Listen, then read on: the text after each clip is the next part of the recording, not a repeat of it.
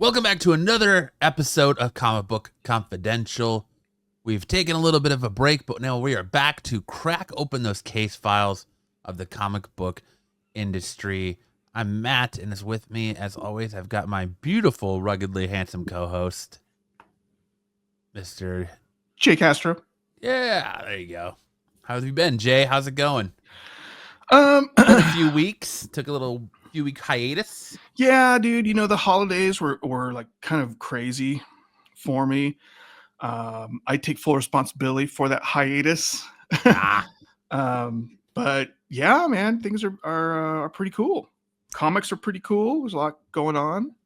I know we were supposed to start. I know we were supposed to review the very first issue of Psylocke and G.I. Joe in this episode, but since it's been a few weeks since we've recorded, we're gonna go ahead and nix that.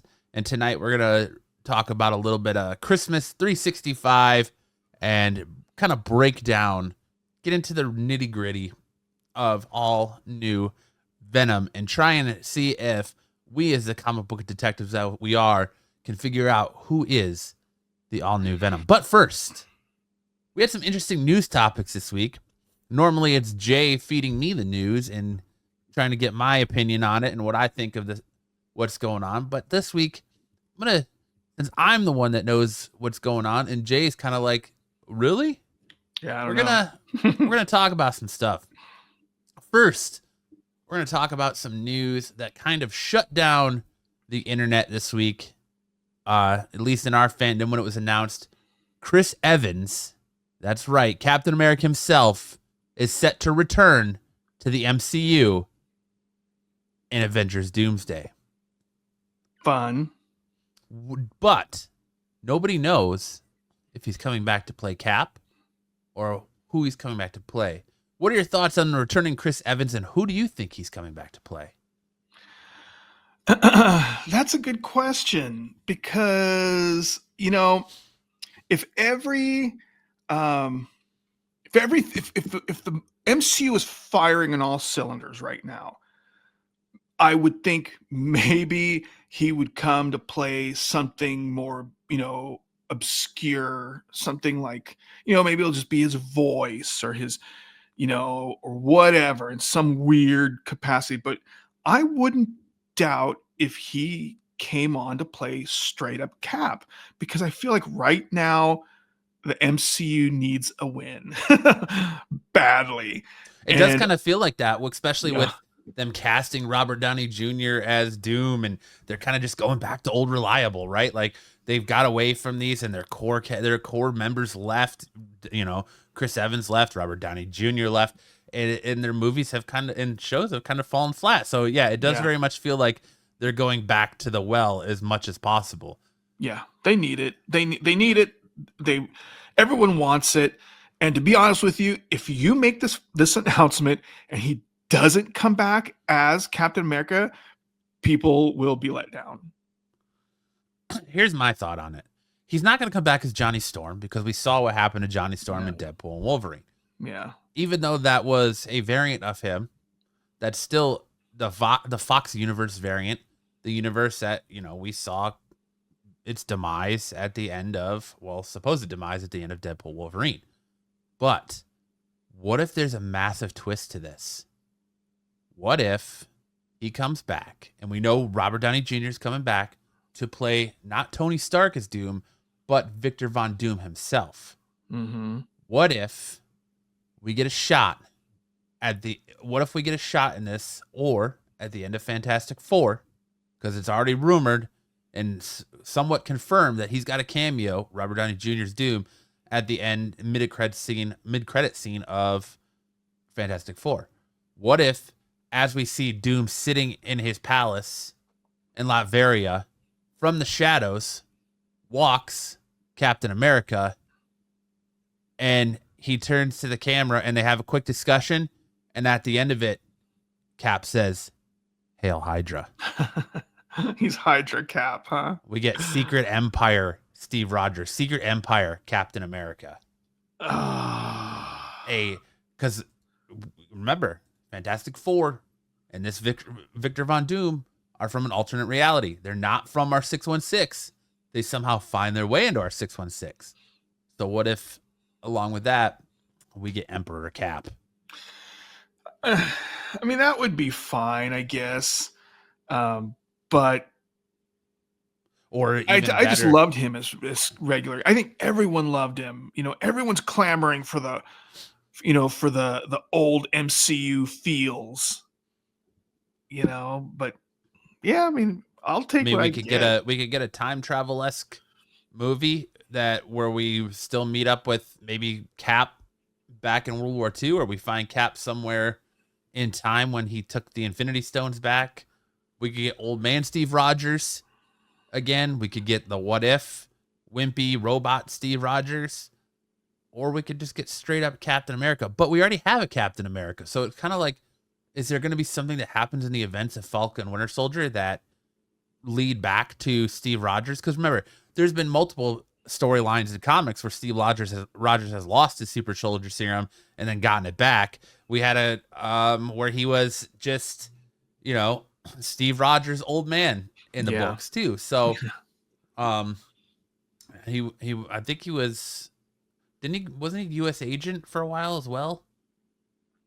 I that I'm not sure, but So I he's know. gone by other monikers than Captain America in Yeah. the past. Um, or was U.S. agent the can't think of his name right now. The no, that's the Wyatt Russell. God, what's his name? I don't know. I can't really think of it I can't offhand. think of the character's name right now. John Walker. That's right, Johnny John Walker is Walker. the agent. I know Captain America, Steve Rogers had other monikers in the comics. Yeah, probably. But isn't it rumored that he does have a cameo at the end of or during the Falcon, the Captain America I have 4? not heard anything about him coming in at the end of Falcon Winter Soldier. If he does, that's news to me, but that's still like awesome. Yeah.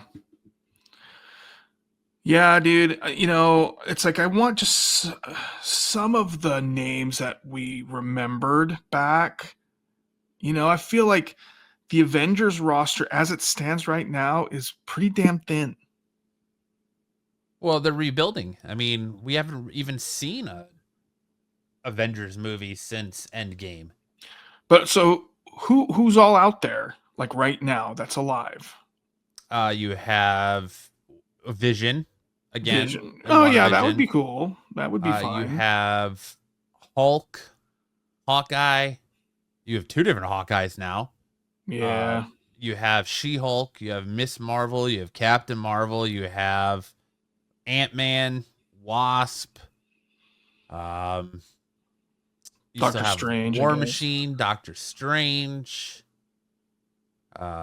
Pretty much the entire Avengers cast, Spider-Man, the entire Avengers cast except for Downey Jr., Black Widow, and Cap. Yeah. Yeah, I guess so. It's just that those two seemed like the ones that had the biggest arc in these stories, and it's like take those out and you got kind of like the B to C list, but I Oh, don't know, maybe that's just me. but I'm here for it. Oh yeah, i'm I not just i'm not think going anywhere. even if there's like a battle against the if they were fighting in battle against Doom, and then at one point Doom is like, I know your secret, why don't you reveal who you really are, Rogers? And then like he gets cut across the chest of his costume and you see the Hydra costume underneath, and then he says Hail Hydra and turns around and just starts fighting the Avengers. That'd be sweet too. Yeah, that would be interesting. That would be pretty cool, but you'd have to have him in there long enough to make him come around. You can't leave him as Hydra Cap. No, I you mean, and know. it would just be a variant of this universe's Captain America worked for Hydra uh instead of the US government. Yeah. Yeah. That'd be interesting. I'm trying to think of Captain America's other Aliases? alias that he goes by when he's not I Captain don't know. America. He goes by, I swear to God, he goes by something else. I'm sure our viewers are probably like, "It's this, you idiot! It's this." You say you know comics, but I Well, swear, see, like, there's a difference, dude. I just want to address that real quick. There's a difference because it's like I've read weekly comics since I was probably in like seventh grade. I'm not like, Mr.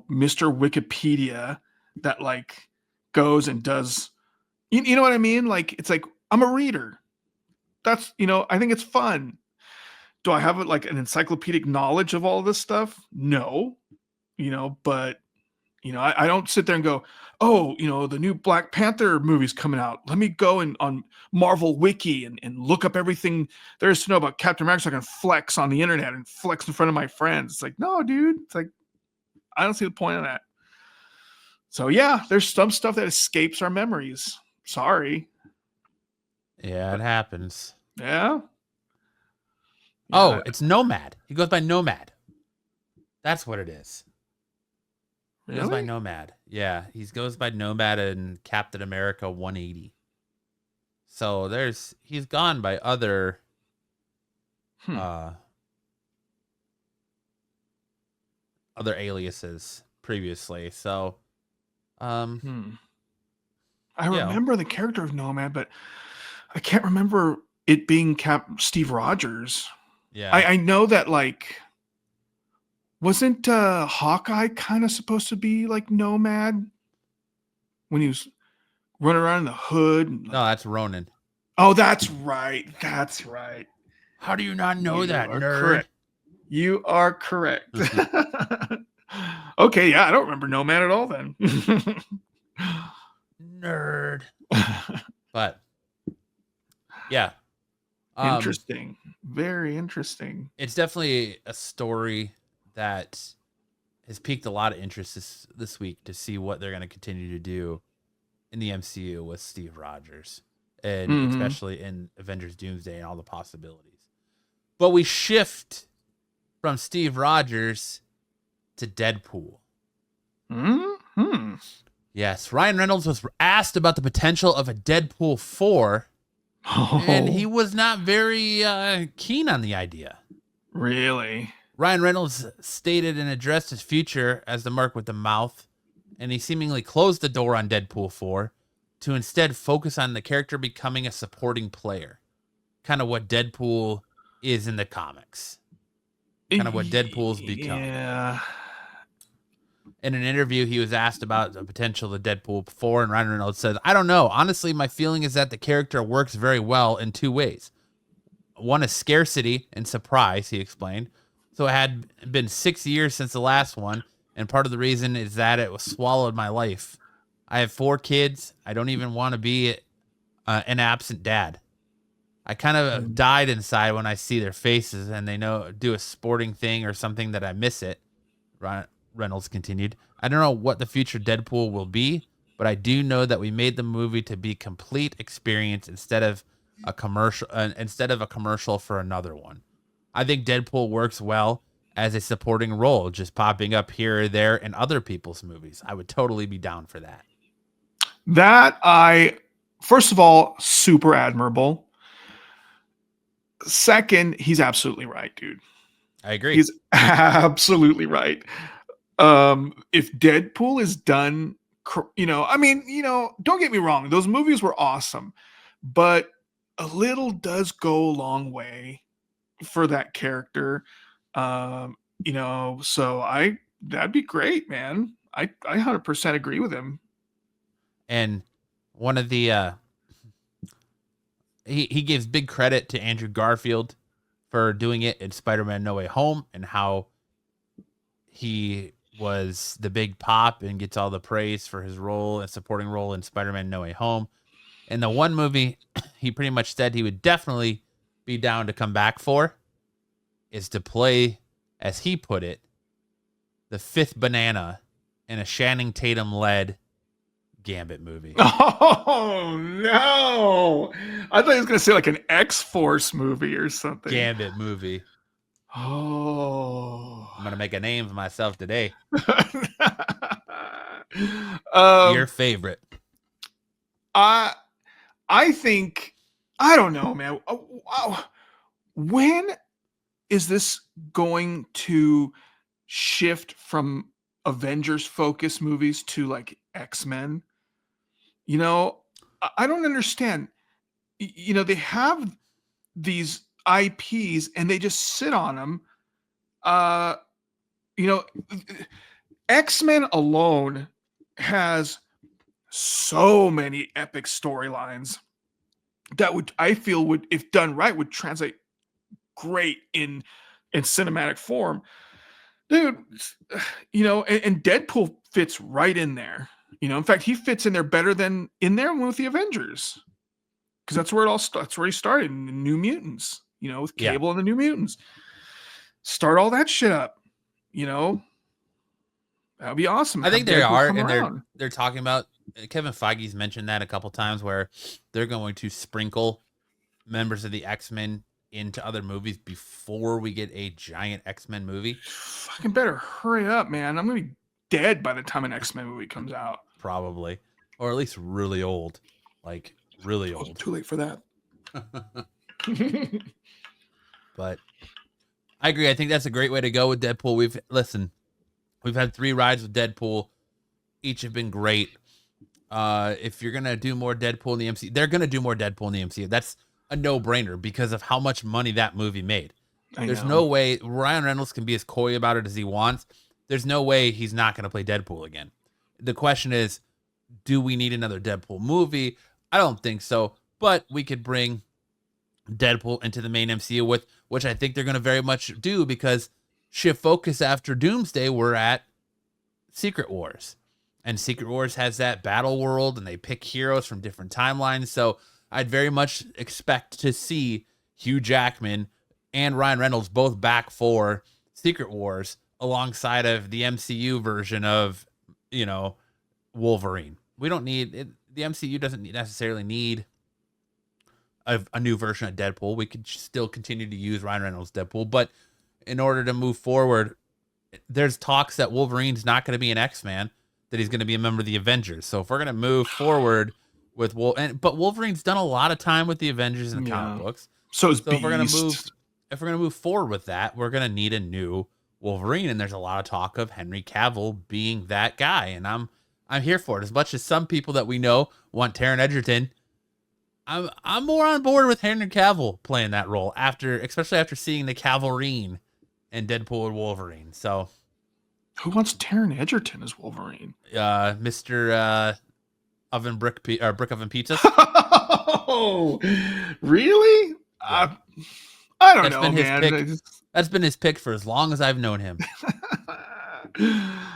Yeah, I mean, the biggest thing, I guess, with Cavill's, everyone thinks he's too tall, but Jackman's like 6 foot plus.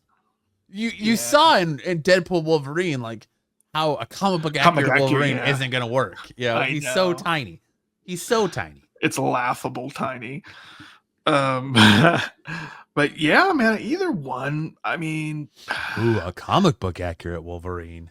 I mean, I'm not talking about that. I'm saying they should have Danny DeVito play him back in the day. Then, yeah, like a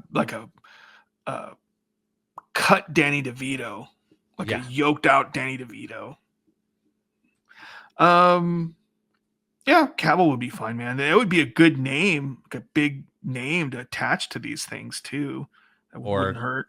Glenn Danzig, as he once wanted to play Wolverine. He would have been really good back when he was younger, but he's too old now. Good old Glenn Danzig. Dude, that dude modeled like his whole look after Wolverine. Yeah, I know. You know? But You can't always get the winners, you know. Glenn Danzig missed his mark on Wolverine, just like Henry Rollins missed his mark playing Negan in The Walking Dead.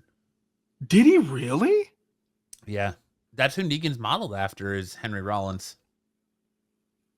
I did not know that. Mm-hmm. That's when Charlie Yeah. Adler drew him. That's who he had in mind was Henry And, Rollins. and so what happened like with Henry Rollins? Did he just not make the cut or did he just not want it? Well, I don't know if AMC even offered him the role. I think there was talk for him to do it, and he wanted to do it, and I don't know. And I think they opted to go with Jeffrey Dean Morgan instead. Damn, that Missed would opportunities, right? Killer. Henry Rollins as Negan would have been great. I can, now that you say that, I totally see that. Mm-hmm. You know, fuck that. Talk about it. Yeah, that dude would have taken it a step further, I think. And our last piece of news this week that's kind of got people going, what? Is Sony has announced that Kraven will be the last entry into the Sony Spider-Verse and Spider-Man universe. Oh, no.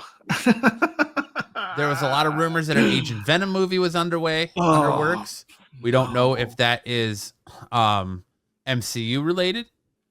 It questions, we just had this big reveal in Venom The Last Dance of Null, the symbiote god, and they're saying that Null is going to have a overarching and continued villain role in movies. So obviously that's going to be MCU focused because Sony's saying that they're done with the Spider-Man universe story. So unless they're going to start telling movies with a main Spider-Man, Kraven is going to be our last foray into or adventure into these Sony Spider-Man movies. And the reviews of Kraven are coming out. Oh, no. And one of the best reviews, one of the best headlines. Are you ready for this? Yeah. I don't even know. Like, this pains me to say this.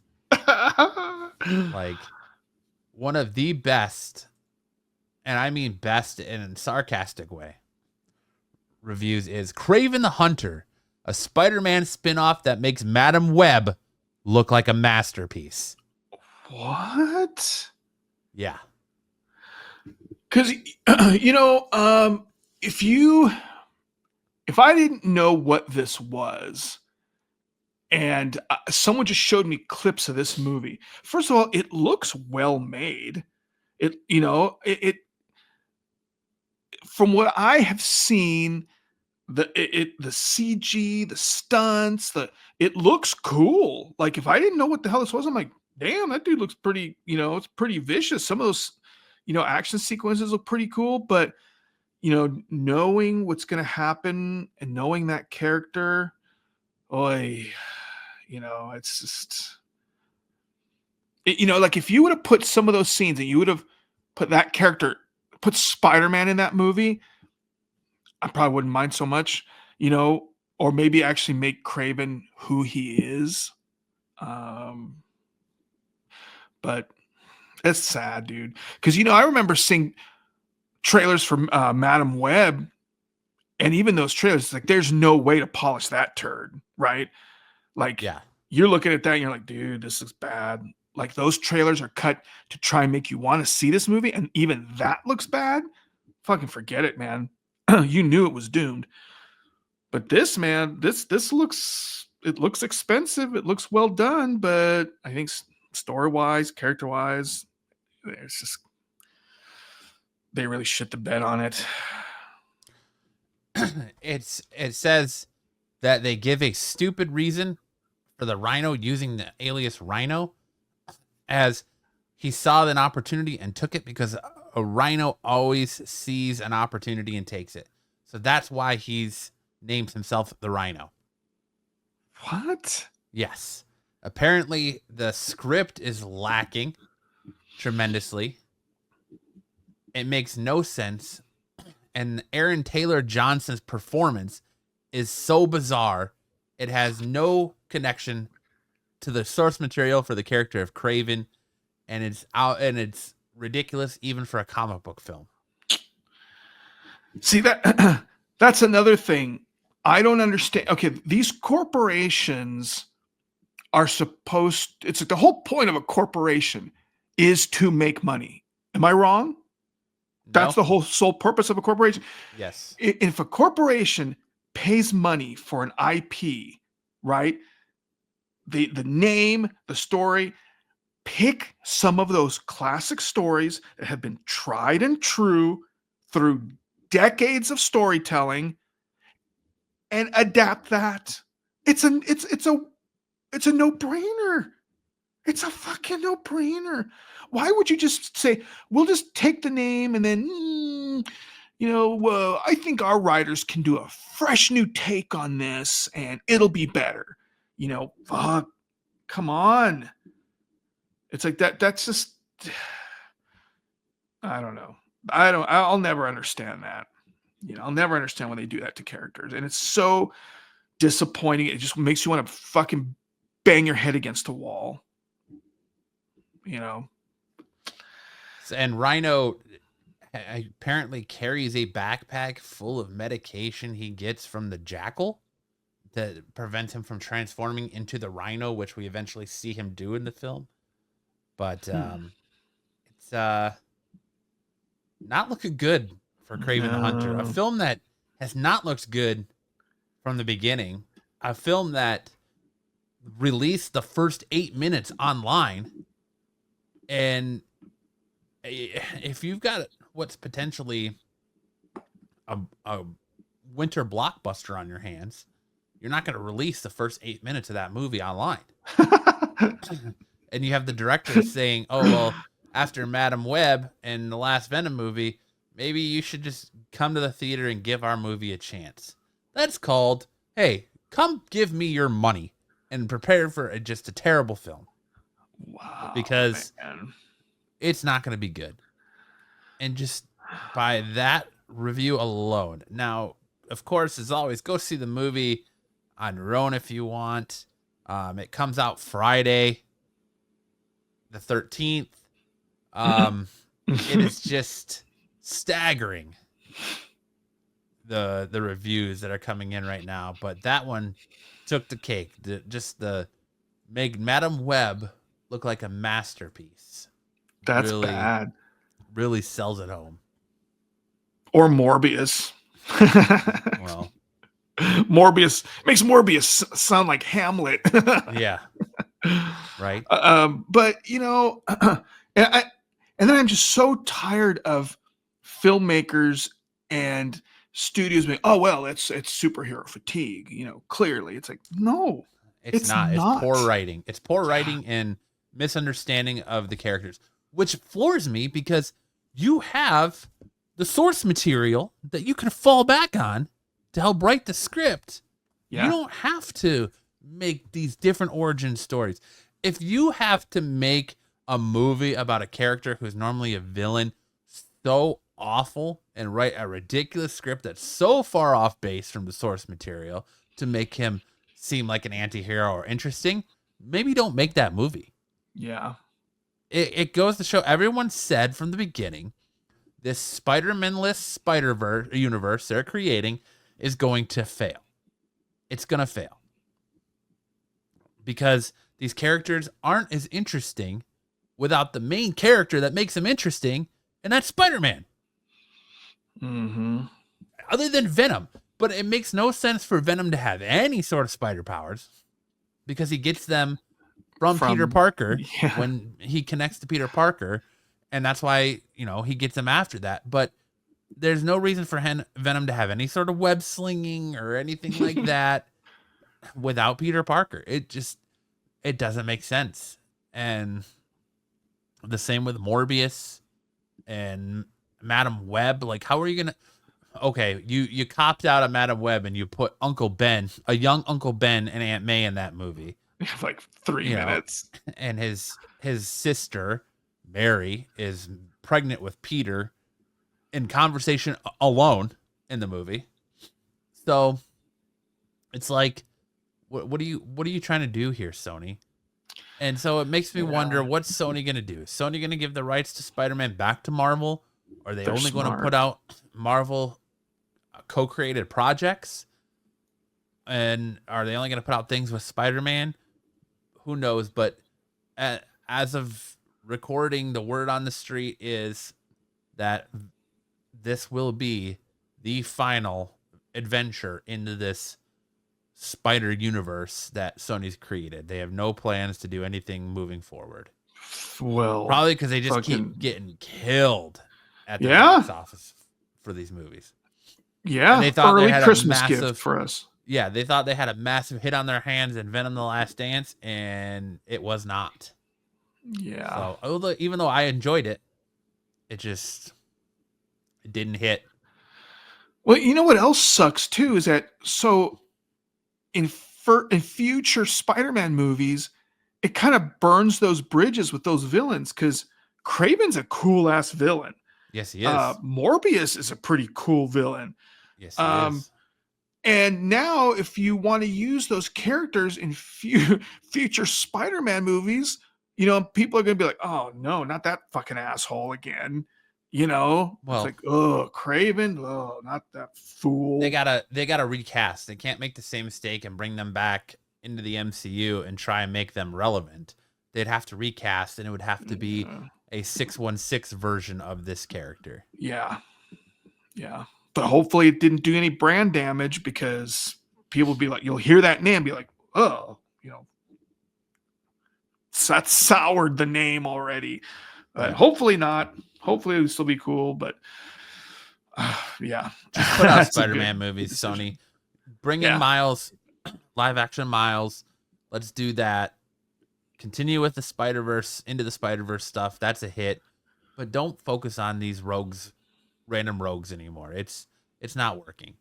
Yeah. And you could have made something work with it with Venom, but Tom Hardy's walking away and he only wants to be back if he's coming to the MCU. So, and that's the whole thing with Madam Web is that Sydney Sweeney said that they were being told the entire time that they were going to be in a Marvel movie, and they thought they were going to be in an MCU Marvel Studios movie, not a Sony Marvel movie. So it's so sad. It goes to show you that even talent doesn't want to be in a Sony universe Marvel movie. Yeah. But that's it for the news. Do you have anything else you want to bring up? I don't. I'm tapped out. So this week, as far as the books we're going to review go, we are going to dive into all new Venom. I kind of want to start with that. Sure. That's all right. Yeah. I'm going to do a little screen share in here of all new Venom. Just kind of go through a lot on this here. I think there's a lot to unpack.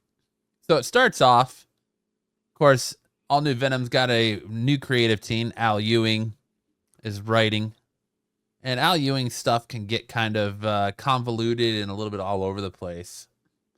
But this is very grounded. I liked this book. First of all, what was your overall thoughts of this book? My overall thought when I came out of it, I hate that stupid, this seems to be the theme of my day. It was fun. It was kind of lighthearted and, but it was interesting. It was intriguing. It still piqued my interest. It had a great flow. I was never bored. It was one of those books that I got to the end. I'm like, oh, that's the end. Okay. Pacing was cool. It was great. Art was great. I mean, as you can see right there. But it was a good book. I really liked it. Marvel has been pushing all new Venom for the last couple months in the backs of the Venom War stuff and Spider-Man and a lot of these books with the big question, who is the new Venom? And we're presented with 4 options in this book. Our first option is suspect number 1 is Madame Mask. And this kind of ties into the end of Gang War where she gets arrested. And it also kind of plays in a little bit to the events that took place in the Venom War that we just got done with. So it's kind of colliding 2 events in the culmination of 2 events into one book to start new, number 1. So we see MetaMask on trial here, and during the trial, we see that it's being televised, and very much to the chagrin of Mayor Luke Cage. A lot of people forget that Luke Cage is currently the mayor in Marvel Comics. Yeah, which is great. It's pretty fun. And as the mayor, he's sitting right next to Robbie Robertson. And what's interesting is that Robbie Robertson makes comments to, that you make you think that maybe he's the new Venom. Yeah. And it's very much like, I think Marvel does a great job in this first issue of making it to where it's very hard to decipher who that new Venom is. Because really, at the end of it, they leave you that thinking it could be any one of these four. Yeah. Well, Al Ewing's a great writer. So we got Luke Cage is suspect number 2, and Robbie Robertson is suspect number 3, and they're kind of talking and everything, and Robbie pretty much says that he's got powers to take care of himself now, as what he's alludes to is like he has the ability to handle things if bad things go down. Yeah, but you think, well, he's editor in chief of the Daily Bugle now, so maybe you think, oh, maybe he's talking about that. He's kind of a powerful dude, Yeah. So he says right here, not without doing whatever in my power to stop it. So he kind of gives you that like hint that he's got something up his sleeve, that there's more than meets the eye with him to steal a line from the Transformers. So then you get this doctor who works for AIM, and he basically says that he's a world-renowned body linguist. He can tell by somebody's body movement and things like that, and how their mannerisms, who they are. And they ask him, "Is that Madame Mask?" And he's like, "Yes, I could tell, but by the mannerisms, I'm like 99.9% sure that is Madame Mask." But then we get our fourth suspect here, one that has a very deep history through Marvel Comics. He's spent time with the Hulk. He's spent time with Captain America. He is the one and only Rick Jones. Rick Jones. So you see Rick Jones showing up here, looking very Peter Parker-esque. Yeah. And in fact, I thought it was rocking a Marvel Comics shirt. He introduced himself to Luke Cage, and it says see more in Secret Empire and Immortal Hulk, respectively. So they're kind of talking, and Rick Jones is kind of rehashing his history. He was a Hulk, an Abomination, a Bucky Barnes, and then he says, "Who knows who I'll be next?" So there's Marvel hinting that it could potentially be him. And then we get into the AIM stuff where he's talking about how he's a body linguist, and then AIM attacks. And in these power suits. And Luke Cage tells Jones to get Robbie out of there. And this is kind of another hero moment where Robbie's like, he's starting to materialize right in front of us. And Jones kind of picks up on it, and he's like, materializing, not materialized. We can still go. And he runs through them. Yeah. And they don't stop. And then they split up. So AIM starts going, and Luke Cage launches his attack, only to be bitch slapped Gets his ass out kicked the out window. the window. And what's interesting here is Luke Cage is very much wearing Venom's colors. Black, the new Venom's colors, black and gold. Yep. So out of the same window that Luke, before we get to there, Madame Mask escapes. Somehow through a tunnel. We don't ever find out, yeah. And through the same window where he was just smacked out of, here comes Venom. A very ripped, built-looking Venom with that new black and gold color scheme. We have a lot of combat between Venom and AIM, where they're fighting. And the AIM doctor, the body linguist, says, "I'm a specialist in superhuman body language, sir, and I know every Venom fighting style. Both Brock and Gargan, Thompson, Price, if any other were in that suit, I'd know advise accordingly. But I'm telling you, whoever's plotting or piloting the symbiote has never been seen in it before. Yeah. But he says that it's somebody who he just recently saw in the courtroom. Now, Venom has an interesting power where he can absorb kinetic energy now, apparently. Which maybe he could do that before, but I don't remember that being one of his power sets. I don't think so either. And so they're all going, but the whole time he's fighting, he's quipping very much like Spider-Man, Spider-Man-esque, or Rick Jones. And apparently his webbing is way thicker now, his too. webbing is way thicker and stronger. He ties the AIM guy to the floor, and they just keep doing battle. And eventually, once the battle's over, Venom just splits. The AIM people retreat, the AIM dude retreats, and Venom splits. And you say, because we're the all new Venom. But it's not like Venom is his own thing now, because he still very much says, we are Venom. Yeah. He's speaking in the third person still to let you know that there's still somebody in the symbiote. Mm-hmm. So we get back to the court, and conveniently enough, through the front door walks back in three of our four suspects, Luke Cage, Rick Jones, and Robbie. And they all kind of say, you know, and all new Venom, he's like, well, the three of us were all together but split up, so nobody can say who the new Venom is. Yeah. Everybody tries to give their alibis, and they all kind of admit they're kind of weak alibis, so they all kind of suspect each other. Yep. And so we end with an epilogue that goes back to stuff from the Zeb Wells Amazing Spider-Man, where we have Paul and Mary Jane, and they're going back and forth, and basically Paul's saying he wants Mary Jane to do more tests on her suit to make sure the tech is better.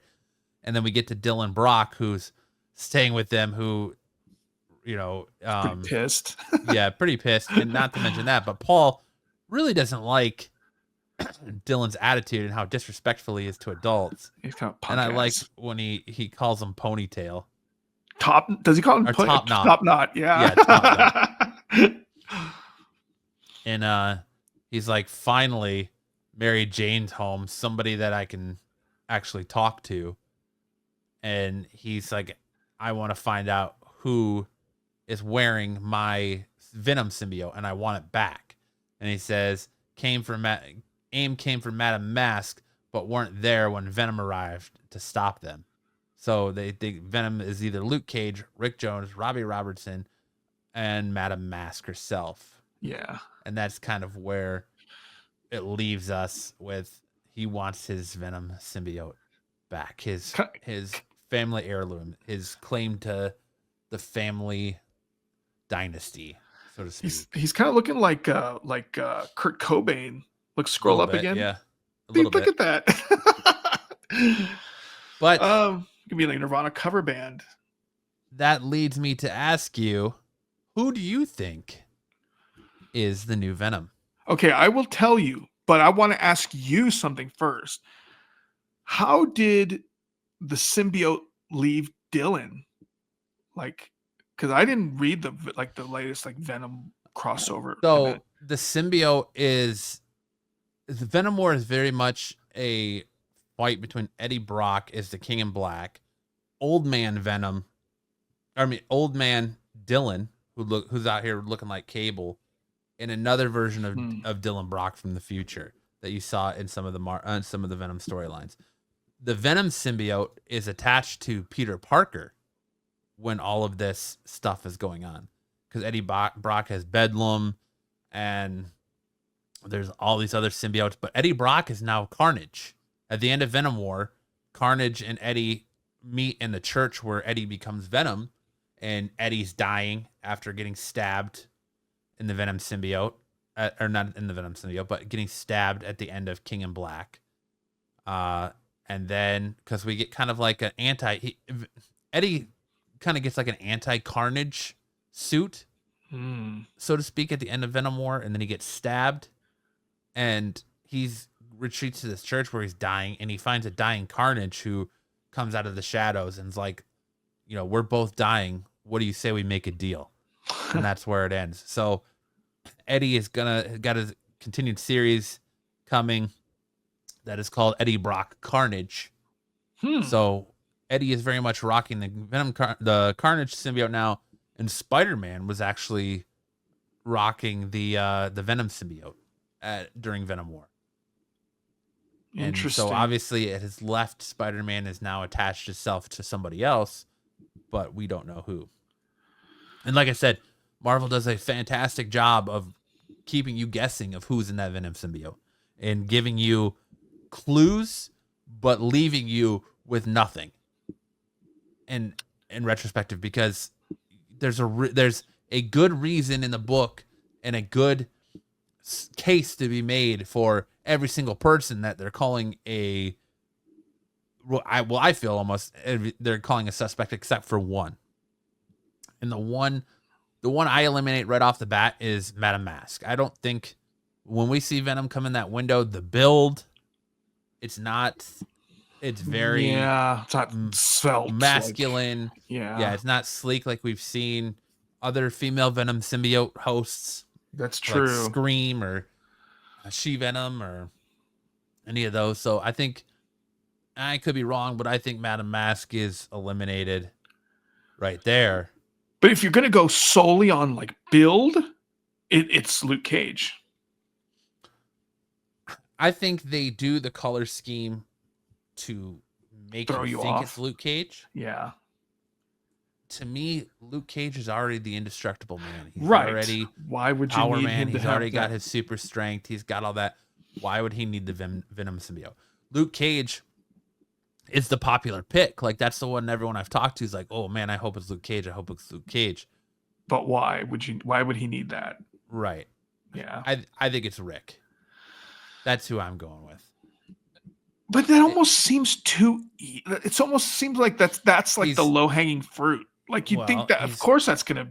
He's kind of already got the journeyman aspect of the comics. As like he said, he was a Hulk. He was hit with gamma ray in the gamma bomb. He was an Abomination. He was a Falcon. Like, he's kind of already been through the ringer and been through the ropes. And I feel like it makes sense to give him. He's been with everyone else, top characters in the Marvel comics. It's time that he gets a chance at being a Spider-Man, so to speak, and he is the Venom. I would not be. That's who I think it is. Yeah, I would not be surprised if it wasn't, or it was. But I think they lead you to. They want everyone to look at. Like I said, I feel like it's a sleight of hand. They want you to look at Luke Cage by the way he's dressed and the way Venom shows up, but through the window that where they just got. Well, not to mention that, but he's wearing the black suit with the gold shirt, and then when Venom comes in, he's got the black skin with the gold Spider-Man symbol. But I think it's Rick. That's who my pick is. But we'll have to see. Hopefully, we will get answers in issue 2. Rick Jones is the sensible pick. See that, like you said, it's not slender enough to be Madame Mask. They want you to think it's Luke Cage because he's wearing the gold shirt. Rick Jones is definitely the sensible pick. Like if anybody wants to put their money down, just based on past events, Rick Jones would be the top pick. That's why I think it's Robbie. You think it's Robbie? Huh? That's based only on that. If you want to throw a curveball, it's Robbie Robertson. Yeah. I mean, yeah, his son has had a lot of ties recently in the gang war stuff, as well as the stuff that was going on in Spider-Man at the end of the Zeb Wells run. I could see it, and I wouldn't be surprised if it was, but I'm still going with Rick. I'm pulling for you, Rick. Pulling for you. I think I'm going with Robbie on this. Our other book this week that we're going to talk about is it's an indie book from Dark Horse called Christmas 365. Every once in a while, I get to where I'm, like, I love my superhero books. I love my Batman. I love my Spider-Man. I love my X-Men. I love all that.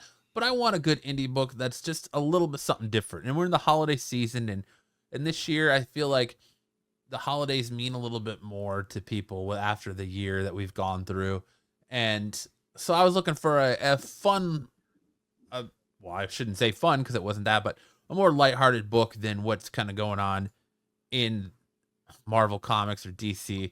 So that brought me to Christmas 365. And before we get into this, what do you think of this book?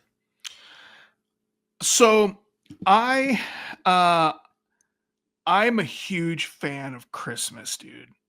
Like I love Christmas. In fact, I read Charles Dickens' Christmas Carol every year.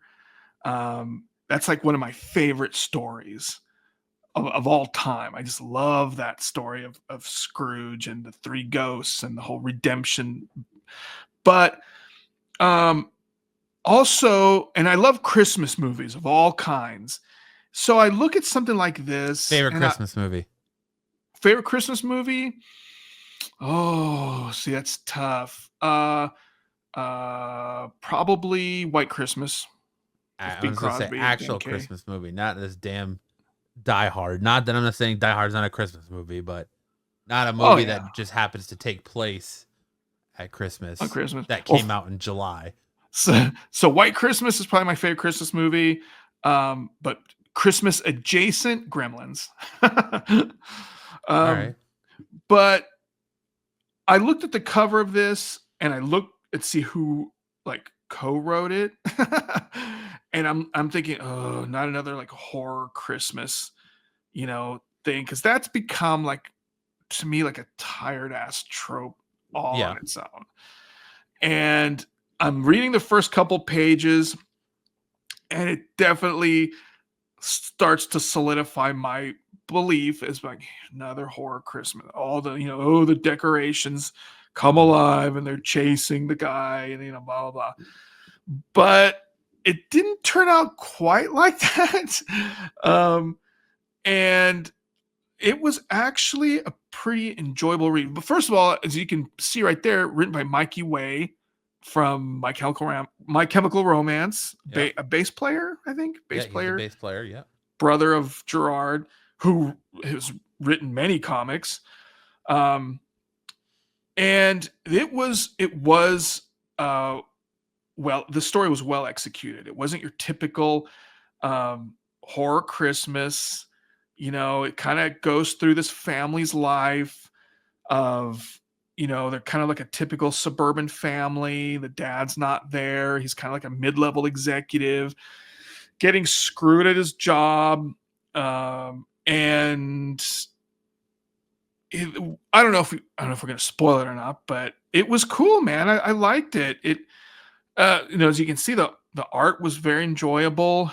The story it felt very kind of like Ice Cream Man-ish art wise. Yeah. And it was kind of a fresh story. It was very original. I can't remember anything that's ever been anything similar to this. And at the end, I'm sitting there thinking, well, how's this gonna make me want to buy any more issues? But it kind of does.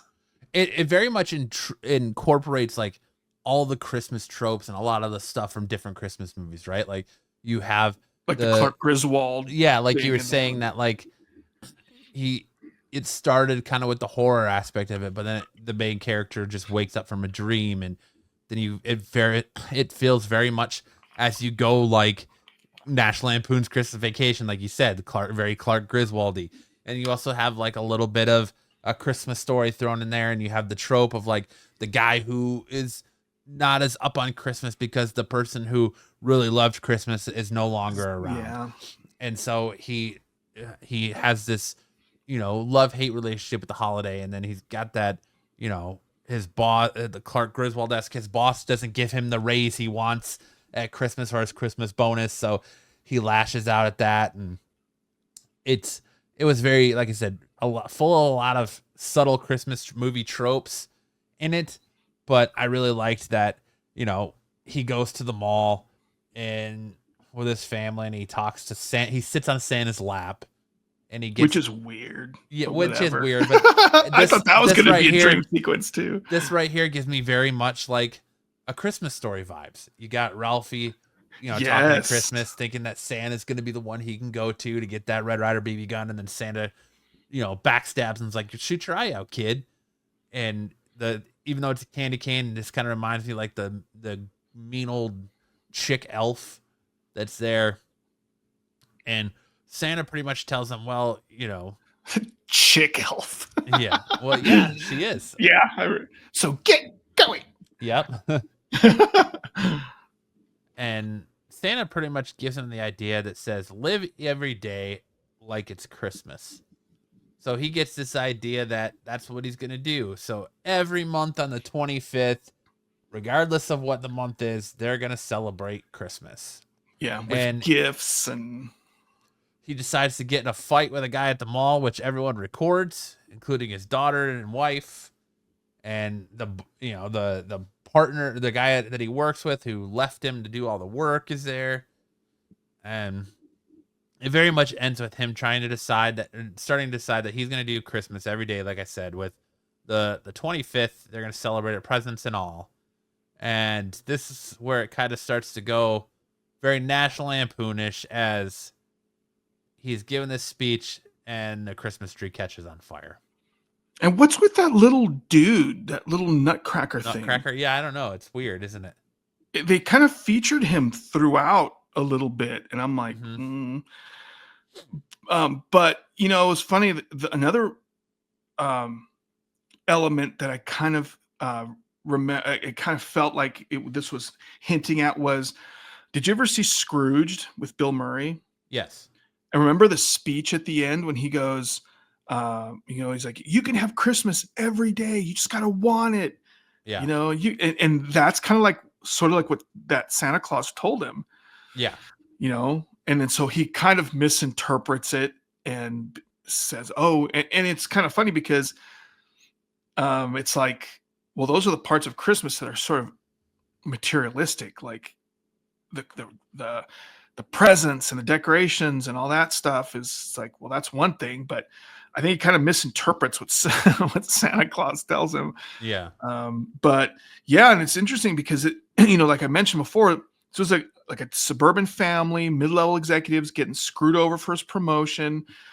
And he's kind of had it with life. Like he's totally despondent. He feels distanced from his family. Feels like his kids don't like him. Like it's just, things are just kind of going downhill for this fucking guy. And then he goes and sees Santa, and Santa tells him this, and he's got like a new lease on life. Like you feel like this is the answer, to do Christmas every month on the 25th. And they're going to theme it to whatever, like, I guess if it's like St. Patrick's Day, they're going to have like St. Patrick's Day themed Christmas or for, whatever. But then the tree catches on fire, so now you don't kind of know if he's still going to be that enthusiastic about this whole plan or not, right? But yeah, the story was great. I liked it. I thought it was very original, very enjoyable. Yeah, it was fun, different, and something that fit nice in the holiday season for sure.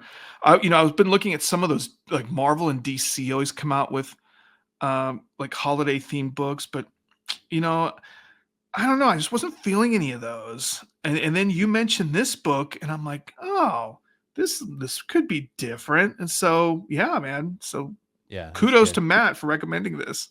Hey, we're recording this on a Wednesday, so we're recording this on New Comic Book Day. And I know this is usually the part of the show where we go through and talk about books that we're looking forward to the following week. So, since we're coming out now, Jay and I talked before the show, and Jay said he hasn't had a chance to get to the shop yet.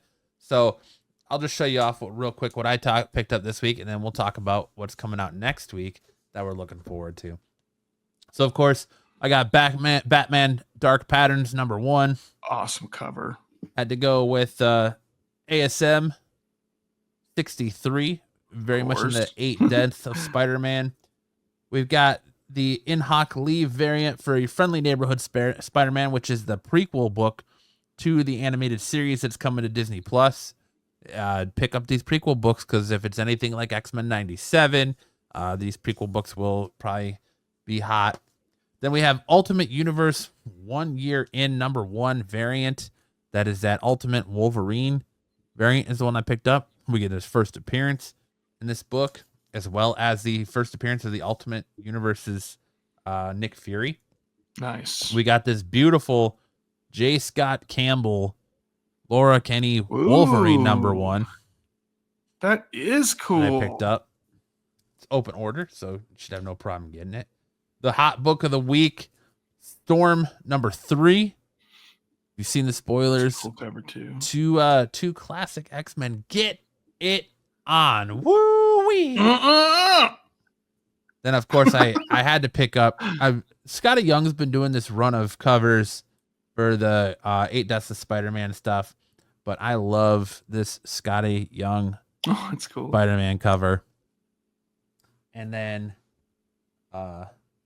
finishing it up with the Marvel vs. Capcom character variant for X-Men, Uncanny X-Men #7. Yeah, So those were my pickups this week. A lot of big week. one DC book, and then the rest mostly Marvel. But it is what it is. So, hopefully next week we're gonna have a special guest or two on, and we're gonna do. It's planned to do a deep dive into the current absolute universe on DC. But we will still have a show regardless if that doesn't work out and plans fall through. We have something else planned too, but that's what we can look at for next week. But do you want to kind of go over what books are coming out next Wednesday that you're looking forward to? Sure. So books that are coming out Wednesday, December 18th, Ultimate Spider-Man #12, Absolute Batman #3. I'm a big Nightwing fan, so I'm going to pick up Nightwing #121. Action Comics #1080, FF27, Titans #18, Daredevil #16. Damn, this is going to be another big week. Daredevil #16, Teenage Mutant Ninja Turtles #5, New Gods #1. Probably G.I. Joe #2. Cap #16. Oh man, why do they front load these things? Like, I need to spread them out throughout the month. That looks like that's about it for me. Yeah. Helverine. Oh shit. Yeah, that's gonna about do it for me. How about you? The gimmick. Yeah, I'm very much in a lot of the same books as you for next week. Except I'm gonna be definitely making sure I get my hands on Turtles 5. Yeah, that's what I'm getting. Spectacular Spider-Man, G.I. Joe #2, Psylocke #2. I loved both those books. I was so ready to talk about them. I really enjoyed both of those books. Psylocke a little bit more than G.I. Joe, but they were both great reads. You got Sentinels #3. I've kind of bailed on that one, so I probably won't be picking that up. What else? Just there's a lot of books next week that I'm gonna be getting. Yeah, dude. Oh man. Gotta kind of get in there right before Christmas, but what are you gonna do? Barfly #4. I'm gonna be checking that out. But Absolute Batman #3 is probably that and Ultimate Spider-Man 12 are probably my two most anticipated books next week. Cool. Were you up on Transformers? I am up on Transformers, yeah. I caught up, dude. I read all 13 issues in like what do you a think? week. Oh, it was awesome. It's a very good book. It's great. So yeah, can't wait to see what happens with Ultra Magnus here. But yeah, it's definitely gonna be interesting. Yeah, no, it's good. It's really, really good. I bet it's really hard to put life into characters like that, but they do it. That's why they get paid the big bucks. Yeah. Yeah. So I'm definitely looking forward to picking that up that was this week.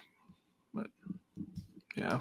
Do you have anything else you want to talk about? I don't. Transformers was about it. Um, it's kind of weird the way that they're doing GI Joe. Like they have they're continuing Larry Hama's run and this new one. It's sort of Yeah. confusing. I kind of wish they didn't do that, but oh well. Because he's got the I same characters and they're so similar, Yeah, I mean, they introduced a couple of new characters in GI Joe, and it looks like this GI Joe run is very much going to mesh with the Transformers. So they're very much going to do that whole like GI Joe Transformers type thing with the new IDW or not new Image Skybound run. Yeah. So, but yeah, they turned what's his face Starscream into a like part hiss. yeah, So it's like, yeah, I'm expecting more. So, but all right, so I guess on that note, we'll close the case files on another fantastic episode of Comic Book Confidential. Make sure to join us next week when hopefully, if everything goes according to plan, which doesn't seem to happen regularly on this show, if everything goes according to plan, we're going to be welcome on a never before seen guest, and Corbin will make his second appearance out of 6 episodes, where we're going to deep dive into the DC's new Ultimate-esque universe, Absolute DC. Are Absolute Batman, Superman, and Wonder Woman. I'm kind of I wish we could somehow read Absolute Batman 3 before we talk about it, but it's going to come out the day after we're going to record next week's episode. So, but that's all right. You can't win them all, right? But so for this episode of Comic Book Confidential, I'm Matt. I'm Jay. And we'll see you guys on our next mystery.